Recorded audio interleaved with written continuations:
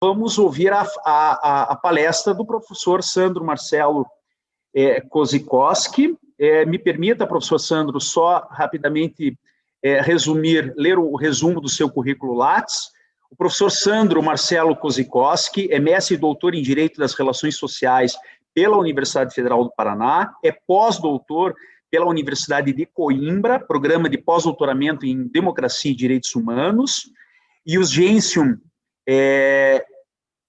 Coimbra, Centro de Direitos Humanos, professor adjunto do Departamento de Direito Processual Civil da Universidade Federal do Paraná, em capacitação docente em análise econômica do direito pela FGV, Rio de Janeiro, ex-professor adjunto da Faculdade Nacional do Direito do Rio de Janeiro, especialista em compliance público-privado, integridade corporativa e repressão à corrupção, coordenador científico e professor do curso de extensão em Direito Processual da Academia Brasileira de Direito Constitucional, a BDConst, membro da Comissão de Precatórios da Ordem dos Advogados do Brasil, seccional do Paraná, professor do curso de especialização em Direito Processual do Instituto Romeu Felipe Bacelar, membro do Instituto dos Advogados do Paraná, do Instituto Brasileiro de Direito Processual e ex-procurador-geral do Estado do Paraná. É advogado atualmente. E não preciso dizer, né, Sandro, da nossa convivência, dos anos de convivência, tanto aqui na universidade, na BDConst, tive a imensa honra de a gente participar junto, ingressar ao mesmo tempo, né, na Universidade Federal do Paraná, no Magistério Superior. Então, mais uma vez, Sandro, eu gostaria de agradecer a você a tua disponibilidade de vir a falar aí um pouco sobre a matéria que você é destacado no âmbito processual, que é a matéria recursal, né? E nós acabamos de receber eu não tinha visto a segunda edição da tua obra coletiva, né, em que o direito animal e a capacidade de estar em juízo aparece, né? Eu disse de manhã que os processualistas tinham sido indiferentes à questão da capacidade de estar em juízo dos animais, mas o Sandro me puxou a orelha, falou, cara, eu já coloquei na minha obra, veja lá, e isso é importante mostrar que os processualistas realmente estão abrindo os olhos para a temática da capacidade processual dos animais. Professor Sandro, seja bem-vindo, muito obrigado pela sua presença, a palavra é sua. Obrigado. Estão me escutando? Perfeitamente. Obrigado. Bem, boa tarde a todos e todas. Eu parabenizo o professor Vicente de Paula Ataíde Júnior pela iniciativa na organização desse evento envolvendo a judicialização do direito animal no Brasil. Quero deixar desde logo registradas as minhas saudações, né, a todos os ouvintes, aqueles que estão acompanhando aí online os trabalhos, cumprimentar aí pela excelência da palestra do professor Dr. Cleiton Maranhão, que me antecedeu, acompanhei com atenção todas as suas considerações. Vejo aqui o professor Dr. Elimar, nosso decano de departamento da Universidade Federal do Paraná, presente, acompanhando aí os trabalhos, né? Também visualizo aqui da forma como me apresenta o Zoom a professora Fernanda, enfim, muito honrado por esta possibilidade, né, de diálogo acadêmico, né? Eu quero ressaltar também, antes de mais nada, a qualidade aí das palestras, das exposições que foram feitas até o presente momento, cumprimentando aí todos os expositores que me precederam. Claro que, por dever de honestidade científica, eu quero dizer aos senhores e senhoras que a minha presença nesse evento não se deve tanto às minhas credenciais, mas à amizade que tenho com o professor Vicente, né, colega de cátedra aqui no Departamento de Direito Civil e Processual Civil da nossa gloriosa Universidade Federal do Paraná. Aliás, né, isso ficou nítido aí no comentário que o professor fez, né, em relação à obra. Também para aqueles que estão aí acompanhando os debates, de fato, na segunda edição do curso de processo civil que publico em coautoria com alguns outros colegas, junto à editora Revista dos Tribunais, né, Thomson Reuters, fizemos uma pequena ressalva, né, quanto ao estado da arte hoje, falando que, pelo menos, há debate acadêmico, doutrinário, sobre a capacidade de estar em juízo dos animais. Obviamente, à medida em que essas questões avancem, penso que elas devam ser incorporadas também de maneira mais incisiva nas próximas edições. Sandro, até só se me permite, eu já disponibilizei para os nossos participantes o link da sua segunda edição do livro que está disponível na Amazon. Muito obrigado. Que já está à disposição. Muito obrigado. Bom, eu também preciso ressalvar aqui de plano que eu não tenho propriamente uma atuação incisiva na área, né? Mas não posso ignorar o recorte dogmático deste ramo do direito animal com premissas discursivas próprias. Aliás, né, o direito animal ganhou uma linha de pesquisa específica no programa de pós-graduação da Faculdade de Direito da Universidade Federal do Paraná, capitaneada aí pelo nosso expert, né, o professor Vicente Ataíde Júnior.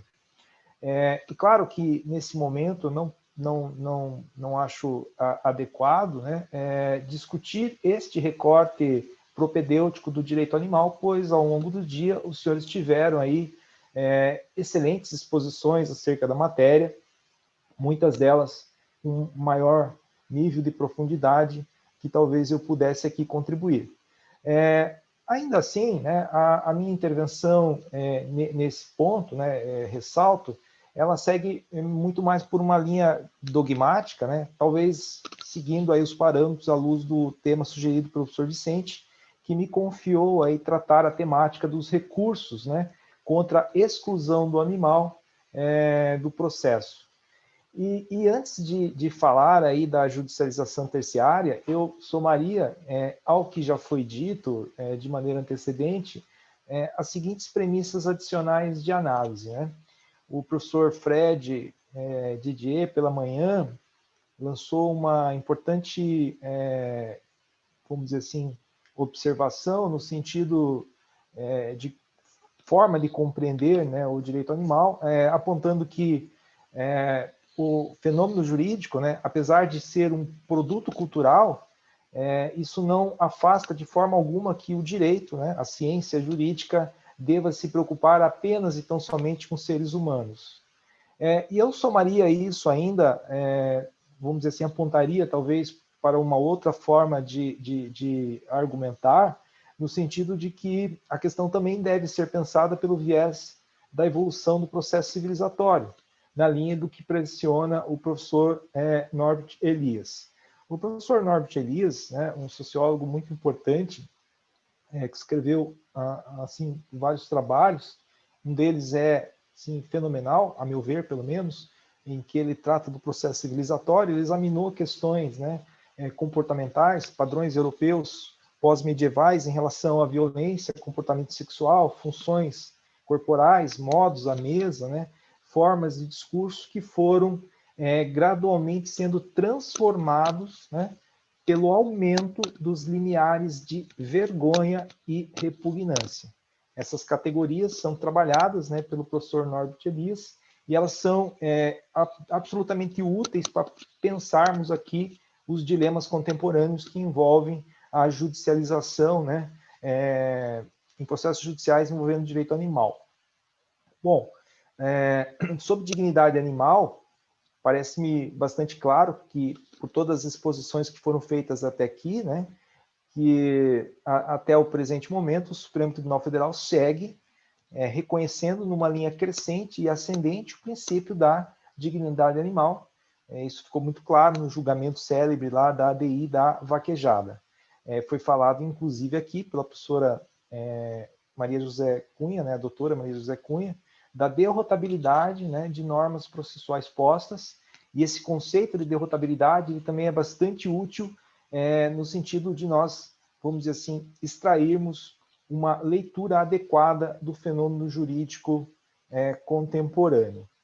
Então, antes de encaminhar as questões afetas aí ao sistema processual vigente, eu chamaria atenção para as regras processuais, né, específicas do Código 2015, que tratam dos fenômenos da capacidade para estar em juízo e da capacidade processual por via de consequência. Obviamente, os senhores conhecem, tem lá uma, vamos dizer assim, compreensão dos artigos 70 e 71, e já foi dito aqui que eles talvez hoje se façam insuficientes, né, sejam inadequados para que possamos aí compreender toda a dinâmica envolvendo a judicialização terciária. Nesse sentido, eu acrescentaria, para além de tudo que já foi dito também, professor Vicente, que não me ocorreu de ter visto, né, nas decisões em relação às quais tive contato até o presente momento, e volto a dizer que talvez possa ter me escapado algo nesse sentido, não me ocorreu ninguém argumentando com técnica de interpretação conforme a Constituição.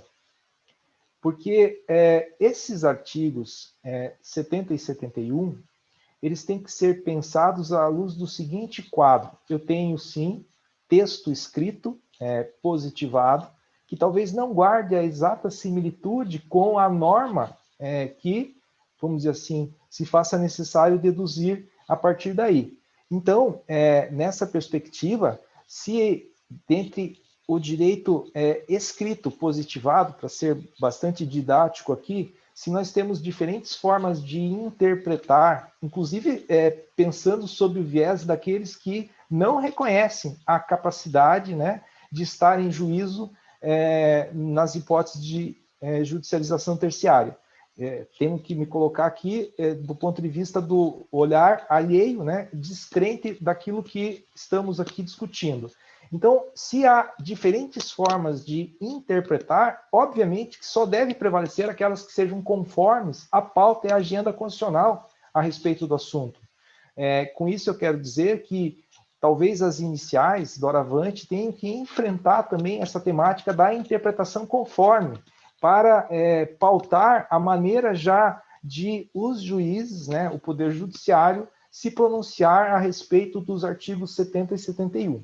Então, no caso aí, né, vendo as ações postas, não me pareceu até o momento que tenha sido sugerida a técnica de interpretação conforme, ou assim como maneira de você estabelecer que dentre diferentes formas de trabalhar aquele texto positivado, deve prevalecer apenas e tão somente aquelas que sejam adequadas com a agenda constitucional.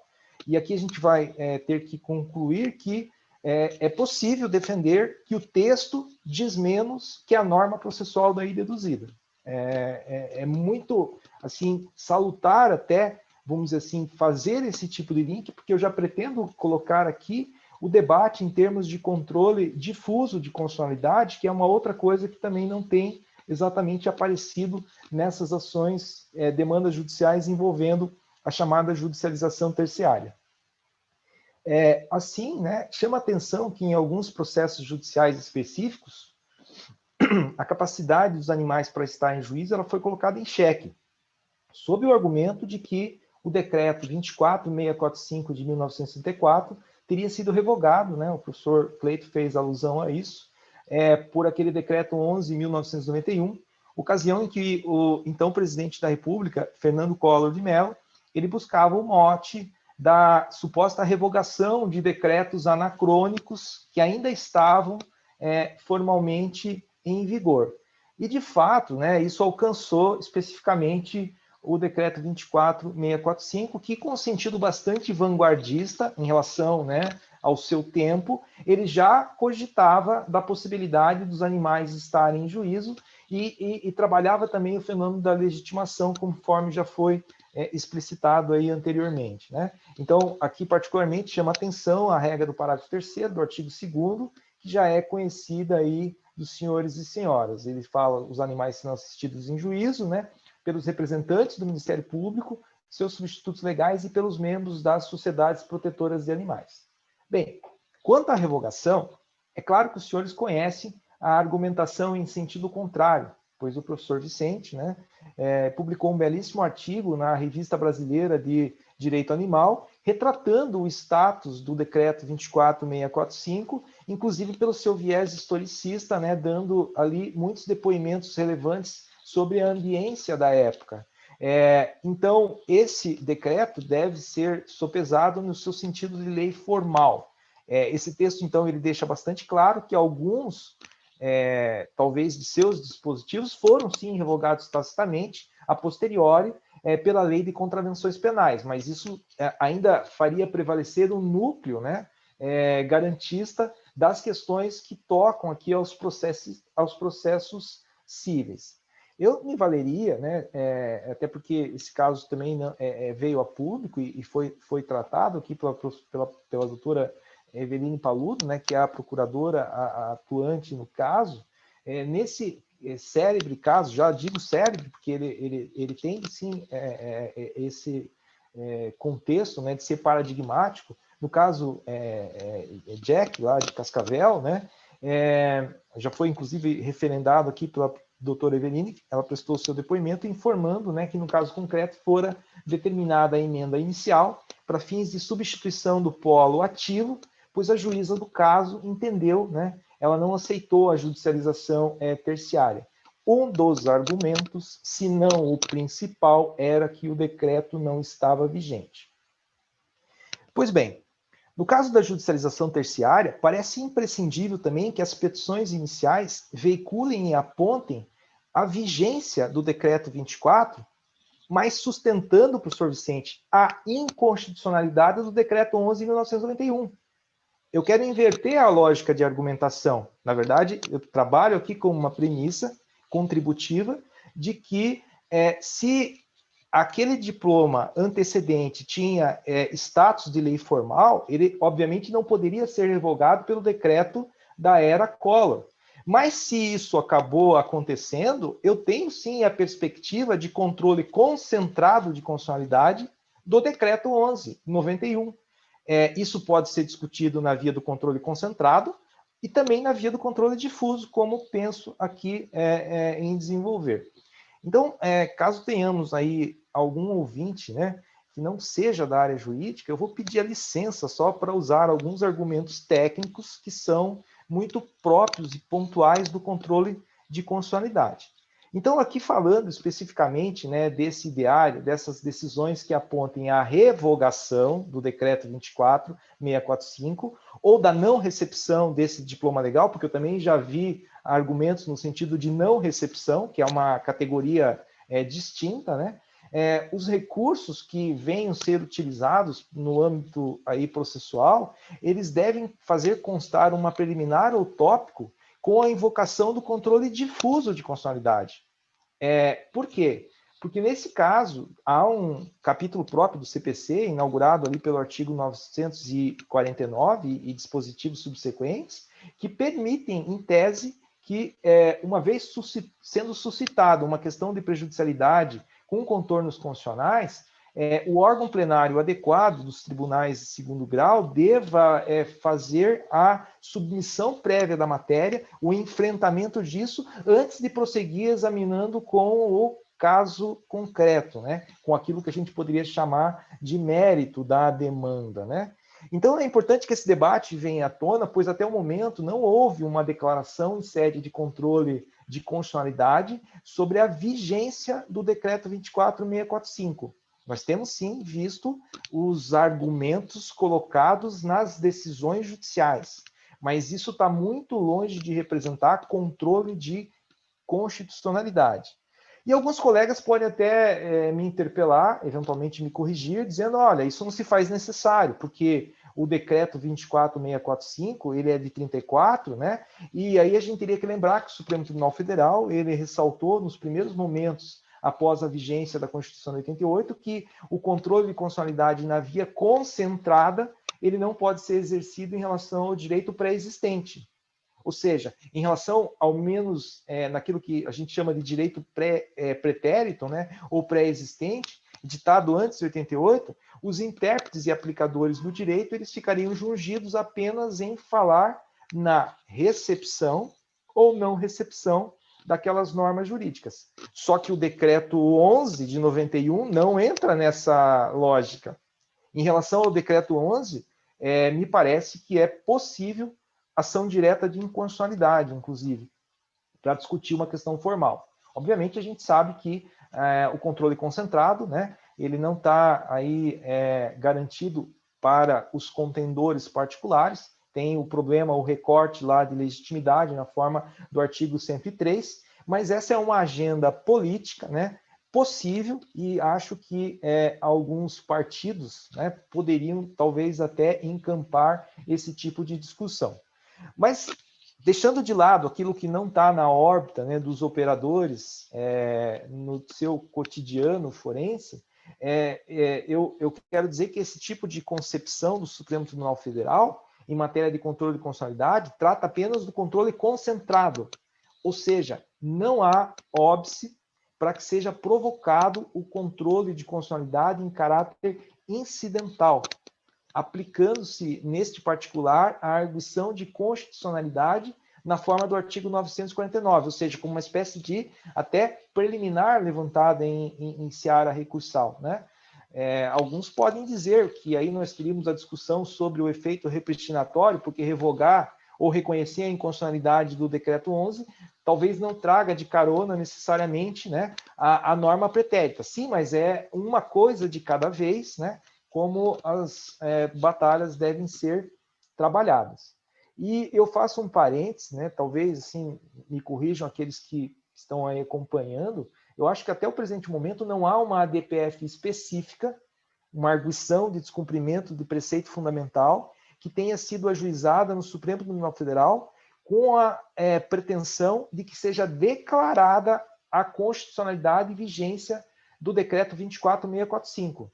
Ora, eu estou falando aqui de outra coisa. Se existem controvérsia judicial relevante, e a lei 9.882 de 99, quando fala do cabimento da DPF, ela coloca como um dos seus requisitos, né, a demonstração de controvérsia jurídica relevante. Este requisito está satisfeito, porque há, assim, um embate nos processos judiciais difusos, né, envolvendo a chamada judicialização terciária, uma discussão sobre a vigência ou não do decreto 24645. E a ADPF pode também trazer a reboque, né, o argumento que eu colocava anteriormente sobre a inconstitucionalidade do decreto 11. É claro que não é pedir na via da ADPF, mas usar argumentativamente essa questão.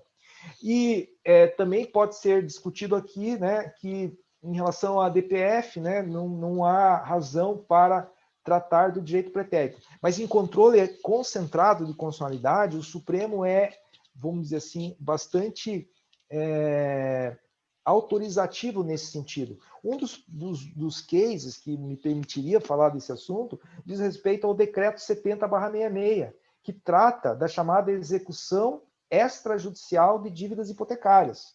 O decreto 70/66, ele autorizava a expropriação de bens cedidos em garantia hipotecária, né, permitindo que agentes fiduciários amealhados do Poder Judiciário pudessem fazer a expropriação extrajudicial como forma de satisfação do crédito inadimplido pelo mutuário. Ou seja, apesar da Constituição afirmar que ninguém será privado de seus bens sem o devido processo legal, o decreto 70/66 continuava sendo aplicado aí nos casos de inadimplência dos mutuários de empréstimos, né? Muitos deles voltados à aquisição da casa própria. Foram aí inúmeros os processos judiciais. O professor Vicente tem histórico de ter atuado em vara de execução hipotecária, né? Pode perfeitamente, talvez, corroborar esse raciocínio, afirmando que muitos debates sobre a não recepção do decreto 70/66. E num primeiro momento, se abortava a discussão do controle concentrado, simplesmente dizendo que não cabia ação do controle concentrado. Mas alguém foi questionando esse assunto e permitiu que recursos extraordinários chegassem ao Supremo, né? E acabou acontecendo lá que 2 desses recursos extraordinários tiveram regime de repercussão geral reconhecida, e no controle difuso foi debatida a constitucionalidade daquele decreto 70/66. Então, no caso, né, aqui para pautar o raciocínio, o controle de constitucionalidade ele também pode ser pensado na via concentrada. Eu estava falando há pouco de suscitar isso como preliminar, falando da inconstitucionalidade do decreto de 1991 e da vigência do anterior, como preliminar, né, e prejudicial de mérito em relação aos temas que pautam a judicialização terciária. E aqui eu penso, então, que no controle concentrado, que é outra vertente do meu raciocínio, isso possa ser feito de duas formas, né? Estou colocando aqui o debate como um balão de ensaio, talvez, né? Porque penso cabível uma ação direta de inconstitucionalidade para atacar o decreto de revogação, o 1191, afirmando que ele não era a ferramenta adequada, né, para revogar o decreto 24645. E talvez também a via da ADPF, né, a propositura de uma arguição de descumprimento do preceito fundamental, para fins de evidenciar a compatibilidade do decreto 24645 frente à existência de controvérsia judicial relevante, né, como previsto, aliás, no artigo 3º da lei regulamentadora da ADPF, que é a 9.882 de 99. É claro que a ADPF não é assim tão simples, né? Sugerir aqui, a gente está falando no plano do debate acadêmico, mas a gente sabe que no cenário pragmático, a ADPF pressupõe evidenciar algumas questões relevantes, inclusive a chamada ineficácia de outros meios, que é o que se apresenta aqui também, a meu ver.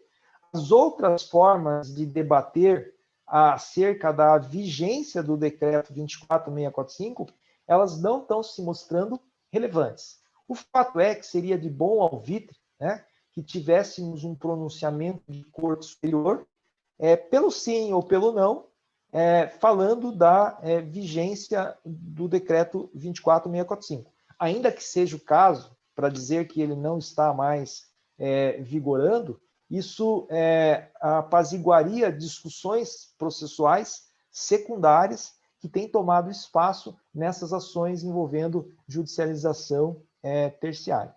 Bem, com essas questões aqui inaugurais, aí penso que sim, possamos passar, né, para o debate de alguns temas que são específicos, né, da seara recursal.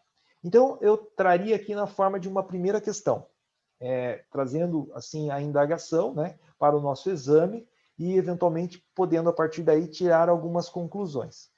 A primeira coisa que me preocupa é a seguinte: o fato de se afirmar que alguém, né, não dispõe de capacidade, e eu estou falando alguém pensando em abstrato antes de tratar da judicialização terciária. O fato de se afirmar que alguém não tem capacidade para estar em juízo é um impeditivo para que ele interponha recurso para questionar a mesma matéria?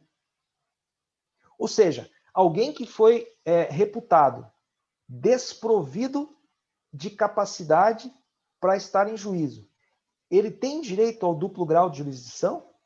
Ele pode interpor o recurso para sustentar o contrário? Me parece que sim. Não tem como, imaginar, né, que um pronunciamento decisório em primeiro grau de jurisdição impediria o acesso, né, à segunda instância, ou, quiçá, preenchidos os requisitos, né, atendidos os pressupostos legais, também aí o desencadeamento das instâncias excepcionais. E aí, vamos lá, para responder de maneira mais enfática essa indagação que faço aqui, parece oportuno ressalvar que a tradição do direito brasileiro jamais negou a possibilidade da parte ilegítima interpor recurso para defender sua própria legitimidade. Ainda que estejamos falando de coisas distintas, no primeiro momento eu perguntava de tema envolvendo o pressuposto processual, né, capacidade para estar em juízo, e agora falo aqui de legitimidade, nunca assim se viu a hipótese de indeferir, não conhecer o recurso de alguém que fora reputado ilegítimo, apenas pelo fato de que se entendeu aquele cidadão, aquela parte processual, como ilegítima, né? E aí o mesmo raciocínio se colocaria aqui nos casos de suposta falta de capacidade para estar em juízo ou, eventualmente, capacidade processual que tivesse sido não reconhecida em decisão de primeiro grau. E também, para seguir convergindo na mesma linha exemplificativa, eu tenho chamado a atenção, né, nas minhas aulas, falo sempre isso para os alunos de graduação, do tema da incompetência absoluta, professor Vicente. Porque nos casos da incompetência absoluta, a condescendência da jurisprudência é ainda mais gritante. Por que me refiro a isso? Ora, se eu tenho pronúncia de incompetência absoluta, que é pressuposto processual, né, de desenvolvimento válido do processo, se eu tenho pronúncia nesse sentido, se o juiz de primeiro grau é incompetente, o tribunal ao qual ele está vinculado também o será.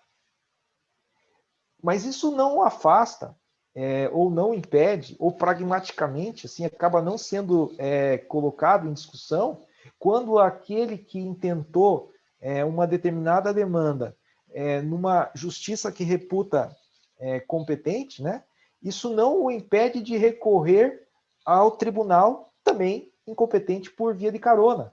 Porque o sistema processual, nesse caso da incompetência absoluta, ele tem uma complexidade adicional. O recurso ele não seria cabível processualmente falando, não haveria interesse recursal no primeiro momento, porque nós deveríamos, em tese, aguardar o pronunciamento da jurisdição para onde fora declinado aquele processo, para saber se lá haveria aceitação ou não daquela competência declinada, e em caso negativo, com o chamado conflito negativo, quem resolve como árbitro é o STJ como corte de sobreposição. Se a Constituição diz que é o STJ que deve dirimir o conflito negativo de competência, não há sentido prático na interposição de recurso nos casos de incompetência absoluta. Porém, todavia, como eu disse aqui, a jurisprudência, a meu ver, sempre foi condescendente, aceitando esse recurso. Logo, numa analogia que faço aqui, ainda que eventualmente surjam discussões sobre a ausência, né, de capacidade de estar em juízo do animal senciente, né, as hipóteses de judicialização terciária, esse pronunciamento de primeiro grau não serve para obstar o processamento da via recursal. O debate deve chegar ao tribunal, ao menos levando em conta, em tese, as argumentações feitas, né? E aí o tribunal também, se for o caso, ele tem a seu dispor a possibilidade de aplicar o artigo 76. Porque nos casos de questionamento da irregularidade de representação ou da falta de capacidade para estar em juízo, e aqui a gente coloca, né, o texto legal fala incapacidade processual, verificada essas hipóteses, não me parece que seja casos de simplesmente decisão terminativa, né, abortando o trâmite processual. O artigo 76 diz que, verificada a incapacidade ou irregularidade de representação da parte, o juiz suspenderá o processo e designará prazo razoável para que seja sanado o vício, né? Então, também por este argumento adicional, não teríamos como obstar o processamento do recurso da parte que não foi reconhecida como parte, né? Que não teve a sua capacidade de estar em juízo autorizada. E os parágrafos do artigo 76 diz que somente quando descumprida esta fase saneatória é que se daria a extinção do processo, no caso de providência que coubesse ao autor, ou seria decretada a hipótese de revelia se isso competisse ao réu, né? E aí, na fase recursal, o parágrafo 2º diz: descumprida a determinação em fase recursal perante o Tribunal de Justiça, TRF, o Tribunal Superior, não se conhece do recurso se a providência competir ao recorrente. Ou será determinado o desentranhamento das contrarrazões se aquela providência competir ao recorrido, né? Então, deixo aqui de antemão, talvez, esses aportes acerca da primeira questão que propositivamente fiz. Eu traria ainda uma segunda formulação, né, uma hipótese, apenas para embasar aqui o nosso raciocínio. O que fazer nos casos de decisões que não se dignam a enfrentar argumentos e precedentes invocados pelas partes. Eu assisti o final da exposição, né, do professor Cleiton, e vi que o professor Vicente conduzindo os trabalhos, né, amealhou ali do chat questões que estavam sendo encaminhadas, e o professor Cleiton teve a oportunidade de discorrer sobre aquele equívoco, né, de ainda se utilizarem hoje os modelos lá da chamada teoria da fundamentação suficiente, né, que era mais arraigado próprio da nossa cultura do Código Revogado, quando se dizia que este juízo não é obrigado a enfrentar todos os argumentos das partes, etc. Muito bem. Como o meu olhar é mais, né, pelo viés da advocacia, como esse tipo de coisa efetivamente acontece, né, e a gente tem que dissociar o mundo do dever ser do mundo real fenomênico, né, as coisas como elas se colocam na prática, quando surgem debates assim abortados, né, não enfrentamento de argumentos deduzidos, a não observância de precedentes que inclusive são de observância obrigatória, nessas situações aí temos que lembrar do parágrafo 1º do artigo 489, que dispõe lá: não se consideram fundamentadas as decisões que invoquem motivos que se prestariam a justificar qualquer decisão. Então, isso serve particularmente para aquelas decisões que rejeitam embargos de declaração com base em argumentos generalistas, né? Esse juízo ou tribunal não está obrigado a enfrentar todas as argumentações colocadas pela parte, ou ainda as variantes disso, né? Esse tipo de discussão deve ser buscada na via recursal adequada, etc. É certo que, por vezes, né, surgem embargos de declaração que rigorosamente não trazem as suas hipóteses autorizativas, de omissão, de obscuridade ou contradição. Às vezes, os embargos também acabam desviando para uma lógica de inovação recursal, etc.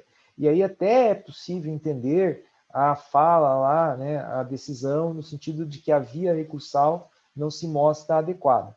Agora, quando, particularmente, né, foram invocados precedentes que seriam de observância obrigatória, argumentos sobre vigência de lei material ou estatuto processual, né, negativa de vigência a regras do CPC, não é possível, né, que simplesmente haja uma abstenção, né, sobre o fundamento lá usado, né, à luz do Código de 73, onde prevalecia a chamada teoria da motivação suficiente, né, diversa daquela lógica hoje analítica imposta pelo nosso sistema.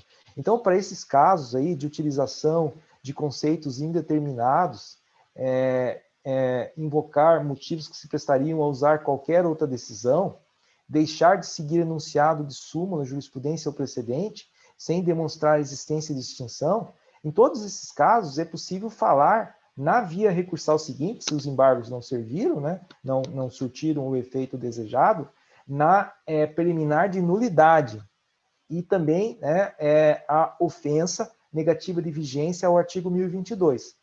E quando o texto da lei fala invocar motivos que se prestariam a justificar qualquer outra decisão, eu falo aqui, né, com todo o cuidado do mundo, longe de usar critérios ou argumentos generalistas, mas os advogados às vezes acabam também vendo o padrão decisório de um determinado órgão judicante. A mesma decisão de embargos de declaração, ela acaba simplesmente sendo replicada em N casos.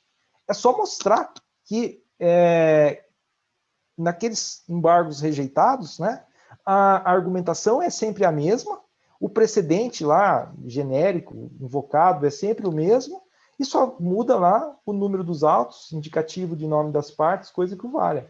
Essa é uma decisão nula, porque ela nem sequer olhou para o argumento dos embargos de declaração trazidos, né, concretamente. Então, aí é possível falar, né, talvez em forma de tópico preliminar, não estou aqui advogando em prol da forma de conduzir isso, mas sabidamente, né, acho que seria pertinente trazer aqui a questão da nulidade dessas decisões generalistas que rejeitam embargos de declaração com fundamentos generalistas.